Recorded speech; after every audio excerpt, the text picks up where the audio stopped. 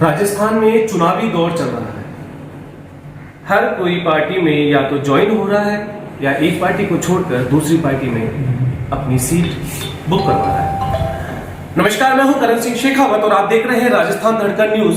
आज हम पहुंचे हैं आम आदमी पार्टी के कार्यालय में, जहां पर आम आदमी पार्टी ने कई लोगों की ज्वाइनिंग करवाई है।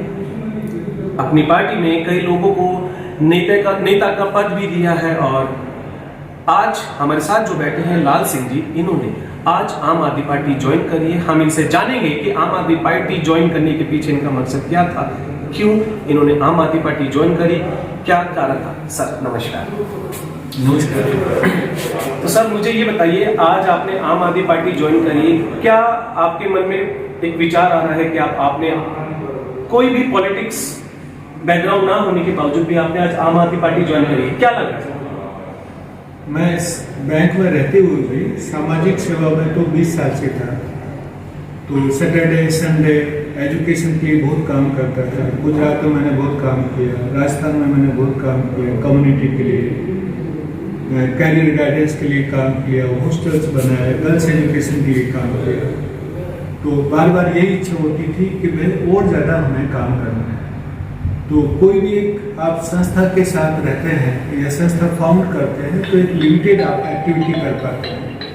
200 लोगों को, 1000 लोगों को, 1500 लोगों को बेनिफिट पहुंचा सकते हैं जी।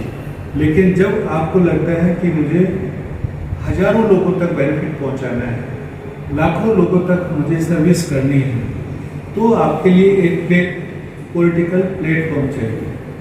तो वो विचार कई दिन से मेरे दिमाग में चल रहा था और बार बार वो विचलित भी करता था कि हम अपने प्रदेश राजस्थान प्रदेश को एक बीमारू प्रदेश से एक विकसित प्रदेश कैसे बना सकते हैं। तो वो हमेशा सवाल बार बार विचलित करता था। इसलिए मैंने फाइनल डिसीजन लिया कि मैं अपने सर्विस से, मैं एक्सिस बैंक में रीजनल हेड था ईस्टर्न इंडिया का, 14 स्टेट आते थे।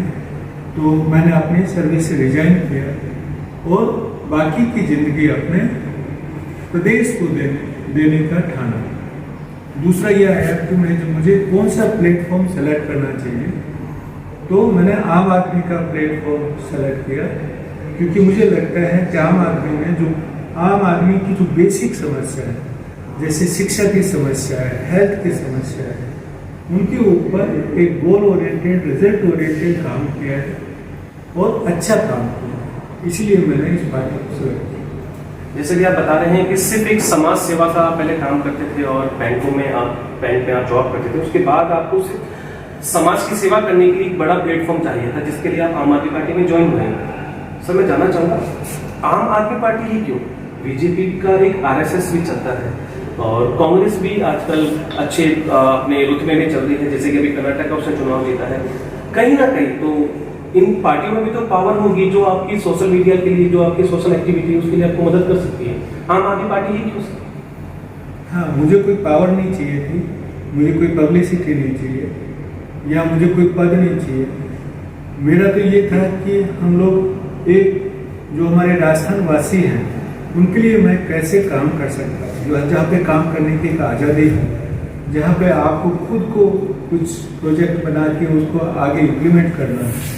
लोगों की आवाज़ कैसे बन सकती है, तो लोगों की आवाज़ बहुत इम्पोर्टेंट है। जैसे अभी आप देख रहे हैं कि बिजली का मामला देख रहे हैं कि इलेक्ट्रिसिटी की दर भी ज़्यादा बढ़ गई है, प्लस पूरी इलेक्ट्रिसिटी अवेलेबल नहीं है। अभी मान लीजिए फैक्ट्री में 8 घंटा बिजली नहीं है तो 8 घंटा प्रोडक्शन नहीं होगा। 8 घंटा जो प्रोडक्शन नहीं होगा तो मतलब वो 100 लोगों को रोजगार दे सकता है। तो आपको बिजली नहीं होने से प्रोडक्शन भी नहीं हुआ, आपका रोजगार भी नहीं मिला, तो कैसे इन्वेस्टमेंट अट्रैक्ट करेंगे? किस तरीके से आप काम करेंगे? जैसे अभी आपने आम आदमी पार्टी में ज्वाइन करी, तो किस तरीके का आपका काम करने का जो तरीका है वो कैसा रहेगा सर? तो मैंने ये सोचा है कि हमारी जो मूल समस्या है हमारे राजस्थान प्रदेश की, वो है पानी, वाटर। तो ना सिंचाई के लिए वाटर है, तो हमारे पास इतनी जमीन होने के बावजूद सबसे बड़ा प्रदेश हमारा है, वहाँ पर पानी नहीं है, इसलिए जमीन उपजाऊ भी है फिर भी पैदावार कम है। दूसरा, पानी पीने के लिए भी समस्या है। तो पानी सबसे बड़ी हमारी समस्या है जिस पे फुल फोकस होकर हमें काम करना है। अभी आप पानी का बजट देखेंगे, इन्वेस्टमेंट देखेंगे तो आपको लगेगा बहुत ही कम है, क्योंकि बहुत ही कम, क्योंकि उसके ऊपर मूल समस्या पे लोगों का ध्यान जाने नहीं देते हैं, जो पानी की समस्या है।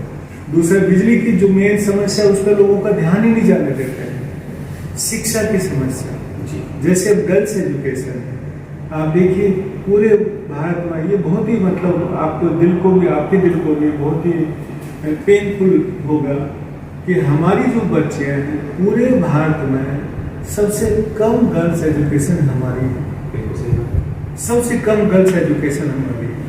और आप हायर एजुकेशन देखिए युवाओं के लिए, आपका ड्रॉप आउट रेशियो हमारा सबसे ज़्यादा है।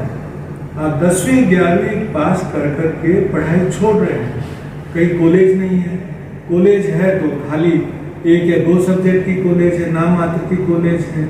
हमें अपने युवाओं को कैसे आगे बनाना है कोई विजन नहीं है।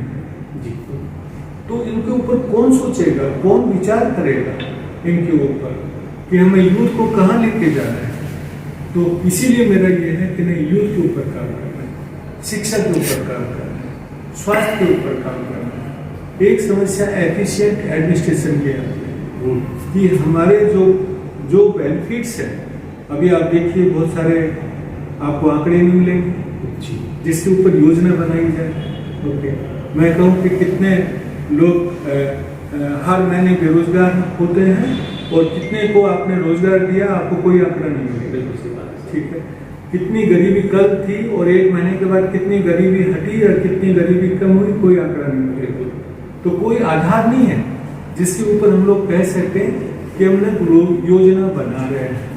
जबकि हिंदुस्तान सबसे ज्यादा युवाओं का देश कहा जाता है, सबसे ज्यादा युवा हिंदुस्तान में पाए जाते हैं, किसी देश में नहीं पाए जाते हैं। तो बेंगलोर क्यों है, आप स्टार्टअप कैपिटल क्यों कहते हैं बेंगलोर, जयपुर क्यों नहीं हो सकता? हमारे जो कम्युनिटी है, जो मारवाड़ी कम्युनिटी है, वर्ल्ड फेमस बिजनेस कम्युनिटी है, एंटरप्रेन्योर्स है। देखिए विरोधाभास कितना है, जिस प्रदेश की वर्ल्ड फेमस बिजनेस कम्युनिटी है वही प्रदेश गरीब है। इससे ज्यादा विरोधाभास और क्या मिलेगा? वो लोग आना चाहते हैं, वो लोग भी अपने प्रदेश में बिजनेस स्टार्ट करना चाहते हैं, पर उनको एक सही तरीके से सुविधा दी जाए। नए हमारे युवा स्टार्टअप शुरू करना चाहते हैं, वो क्यों जाएंगे दूसरे प्रदेश में, वो क्यों जाएंगे विदेश में, जब ये सारी सुविधा यहाँ मिल जाएगी। लेकिन उसके ऊपर फोकस नहीं।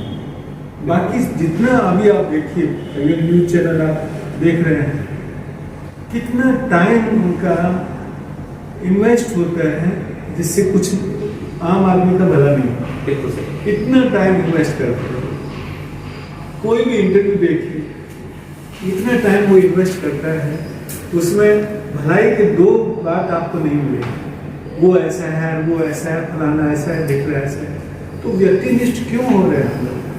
हमें समाजनिष्ठ क्यों नहीं है? समाज के लिए क्यों नहीं सोच रहे हैं कि हमारा राजस्थान पूरा एक समाज है और समाज में मिलकर हमें सबको काम करना है और सबको उस प्रदेश को, फिर मैं वही लाइन दोहराता हूँ, बीमारू प्रदेश से विकसित प्रदेश बनाना है। सही बात की सर, आपने बीमारू प्रदेश से विकसित बनाना है। सर, सोशल सर्विस से हटकर मैं आपसे एक राजनीतिक सवाल करना चाहता हूँ। आम आदमी पार्टी इस बार राजस्थान में अपने 200 कैंडिडेट सीटों पर उतार देते हैं, तो आप अभी आम आदमी पार्टी में ज्वाइन हुए हैं, क्या आपको कहीं ना कहीं लगता है कि आम आदमी पार्टी का कैसा माहौल रहेगा, यहाँ पे कैसी लहर रहेगी? मुझे लगता है कि जिस तरह से निस्वार्थ भावना से जो लोग काम कर रहे हैं, काम बहुत अच्छा होगा। बाकी चुनाव के बारे में तो जो बाकी जो हमारे सीनियर लीडर्स वो बताएंगे, मैं तो आज ही ज्वाइन किया है। लेकिन मेरा ये कहना है कि चुनाव तो एक माध्यम है, चुनाव उद्देश्य नहीं है कि हम चुनाव के ऊपर उद्देश्य करके और अपना पॉलिटिक्स बनाएंगे तो कभी अपने प्रदेश का भला नहीं होगा। बिल्कुल, चुनाव तो एक बार आएगा और फिर 5 साल तक क्या होगा?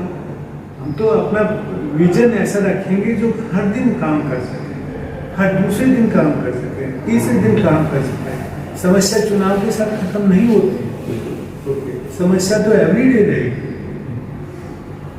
जिस तरीके से भी लाल सिंह जी ने बताया कि चुनाव से कोई मतलब नहीं होता है कि सिर्फ काम करने वाला शख्स होना चाहिए। इनसे बात करके अच्छा लगा। देखते हैं राजस्थान तक न्यूज में। लाल सिंह शेखावत, कैमरामैन प्रेम शर्मा के साथ।